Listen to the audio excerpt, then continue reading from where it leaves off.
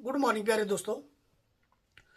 इस वीडियो में हम बात करने वाले हैं दफ़ा 12 सेक्शन 12 जो है Jammu Kashmir agrarian farm act 1976 1976 का जो एक्ट है अग्रेरियन फार्म ज़राई इस्लाहत भी कहा जाता है उसको। उसकी सेक्शन 12 हम इसमें देखेंगे। जो सेक्शन 12 या दफ़ा 12 जो है क्वेश्चन इसमें भी राइज यही होता है आमतौर लोगों का, क्या ये मलकी राइट है, मलकीती ज़मीन है? यस ऑफ कोर्स ये प्योर मलकीती ज़मीन होती है। और दूसरा क्वेश्चन ये राइज होता है लोगों का, आमतौर जो लेमैन है उसका क्वेश्चन ये राइज होता है क्या ये जो लैंड है ये सेल परचेज हो सकती है? आज की डेट जो है दैट इज 28 मार्च 2026। आज तक इसके जो राइट्स हैं सेल परचेज के राइट जो है सेल परचेज यानी कि इसकी एलिनेशन जो है वो बंद है। इसके अभी इसकी सेल परचेज बंद है, तो अभी ये सेल परचेज नहीं हो सकती, इसकी एलिनेशन नहीं हो। तू समझा? हाँ। नहीं तू समझा नहीं। तो सेक्शन जो 12 है ये दोनों जो जैसे हमने लास्ट पढ़ा था हमने सेक्शन 4 से जो टिलर था जो काश्तकार था उसको क्या हुआ मालिक मुतवक्का बना दिया गया था, उसको दफा 4 हो गई, उसको कहा जाता है प्रोस्पेक्टिव ओनर बना दिया था नया उसको। और जो एक्स ओनर जो है एक्स लैंडलॉर्ड जो एक्स ओनर जो जमीन का पुराना मालिक या साबका मालिक जो होगा, पुराना मालिक या साबका मालिक जो है उनके बीच में एक साबका मालिक पुराना मालिक और जो ये है अपना प्रोस्पेक्टिव ओनर यानी कि जो मालिक मुतवक्का, इनके बीच में एक एग्रीमेंट हो सकता है आपस में दोनों की रजामंदी से, प्राइवेट एग्रीमेंट हो सकता है और वो जो एग्रीमेंट होता है वो होता है सेक्शन 12 के तहत, दफा 12 के तहत। यानी कि जो न्यू प्रोस्पेक्टिव ओनर है मालिक मुतवक्का जो है और साबका मालिक जो है एक्स जो ओनर है, हाँ अगर बीच में कोई लैंडलॉर्ड हो या कोई जमींदार हो इसकी तरफ से इंटरमीडिएटरी हो तो उसका भी बीच में आना जरूरी है, उसके भी सिग्नेचर बीच में एग्रीमेंट में जरूरी है।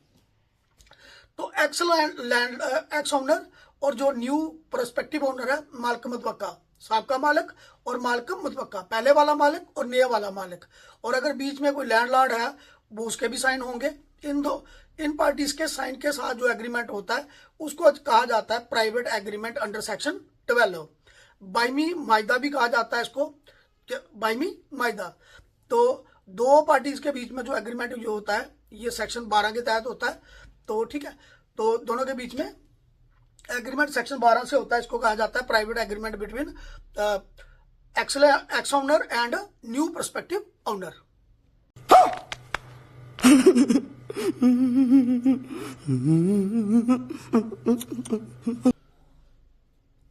अब जो सेक्शन 12 का जो एग्रीमेंट है ये बेसिकली एक्स लैंडलॉर्ड जो है और जो नया जो आपका प्रोस्पेक्टिव टिलर बनता है प्रोस्पेक्टिव ओनर है उसके बीच में डिस्प्यूट खत्म करने के लिए एक रिटर्न एग्रीमेंट होता है। और ये एग्रीमेंट जो है राइटिंग में बहुत जरूरी है, राइटिंग में होना चाहिए था, duly signed by sub registrar या officer not below the rank of tehsildar के द्वारा। जे&के के रजिस्ट्रेशन एक्ट 1977 के तहत 1977 का जो एक्ट है उसके तहत ये डॉक्यूमेंट जो है ये इन फॉर्म ऑफ राइटिंग होना चाहिए। और अगर कहीं पे बीच में इंटरमीडिएटरी है तो उसके भी साइन होना जरूरी है। अब ये जो एग्रीमेंट था ये था किसके ऊपर? दो चीजों के ऊपर। एक तो पेमेंट ऑफ अमाउंट यानी कि पैसों का लेन देन, पैसों का सेटलमेंट, जो कंपनसेशन जो देनी थी पार्टीज के बीच में। अब सरकार को क्या था कि अगर सरकार ने दफा 4 कर दी सेक्शन 4 से, जो जमीन का काश्तकार जो था उसकी जमीन जो थी एक्स्ट्रा थी, जाती काश्त से बाहर थी, तो उसकी दफा 4 होके किसको चली गई थी?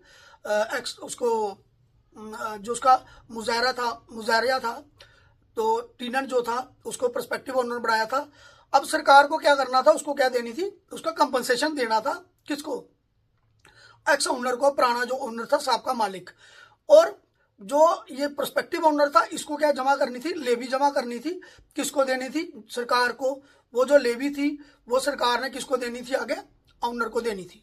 तो ये जो कंपनसेशन था दोनों पार्टीज के बीच में जो था, ये इस जो एग्रीमेंट है सेक्शन 12 वाला एग्रीमेंट है, इसने इसमें हेल्प की कि जो कंपनसेशन है, पेमेंट की अमाउंट, जहां दफा 7 से अगर मालिक को जमीन कुछ रिस्टोर होनी थी, मालिक और जो साबका मालिक और जो मालिक मुतवक्का है उनके बीच में एग्रीमेंट हो गया, जमीन का लेन देन हो गया, जहाँ कंपनसेशन का लेन देन हो गया, उसके बीच में रजिस्ट्रेशन हो गई, उनको एग्रीमेंट हो गया, ठीक है। जमीन उसमें एग्रीमेंट में क्या रसीट्स होती हैं, 2 एक्नॉलेजमेंट होगी रसीट की, पेमेंट अगर है तो पेमेंट की रसीद बन जाएगी कि पैसों का लेन देन हो गया, पैसा मिल गया या पैसा दे दिया।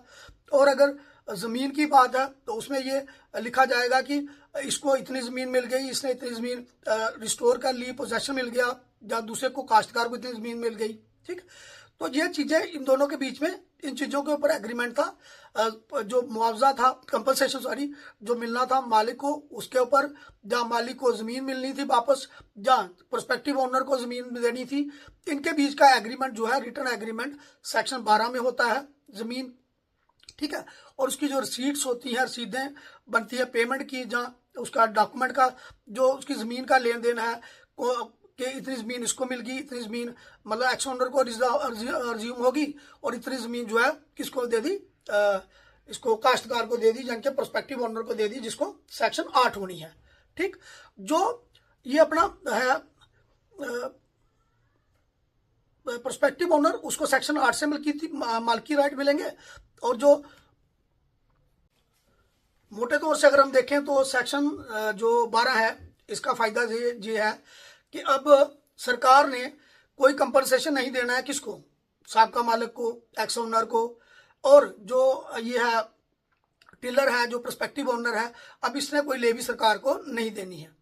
यानी कि प्राइवेट जो एग्रीमेंट है सेक्शन 12 का, इसमें सरकार ने क्या किया, अपनी जो लाइबिलिटी है, सरकार की अपनी लाइबिलिटी खत्म हो जाती है, क्योंकि एग्रीमेंट हो जाता है एक्स ओनर और किसके बीच में, प्रोस्पेक्टिव ओनर, यानी कि जो उसका काश्तकार था, जिसको दफा 4 हुई थी।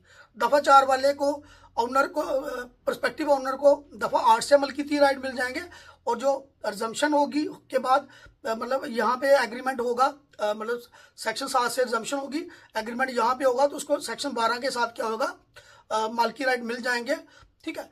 तो प्राइवेट जो ये सेक्शन 12 का जो प्राइवेट एग्रीमेंट है, ये सरकार को मुक्त करता है, फ्री करता है अपनी लाइबिलिटी से, कि उसको सरकार को एक्स लैंडलॉर्ड जो एक्स ओनर जो है उसको कंपनसेशन देने की जरूरत नहीं, और जो टिलर है उसको सरकार को लेवी देने की जरूरत नहीं, ठीक। तो सेक्शन 12 जो है ये डिस्प्यूट खत्म करता है किसके बीच का, एक्स लैंडलॉर्ड और एक्स ओनर और उसके बीच में प्रोस्पेक्टिव ओनर के बीच में। तो सेक्शन 12 की जो लैंड है, इसके ऊपर अभी दोबारा से मैं बता रहा हूँ कि इसके ऊपर जो सेल का, एलिनेशन का, इसके राइट ट्रांसफर करने का, ठीक, वो प्रोसेस बंद है, अभी तक ये सेल परचेज नहीं हो सकती है इसकी। तो इस वीडियो में इतना ही। बाकी यूट्यूब पे टेकी रमन के नाम से मेरा चैनल है, वहाँ पे भी मैंने इसके 2 वीडियोस बनाए हुए हैं, वो वाले वीडियोस भी मैं कोशिश करूँगा इस वीडियो के डिस्क्रिप्शन बॉक्स में डाल दूंगा। Thank you so much for watching this video. Good question. You are a good question.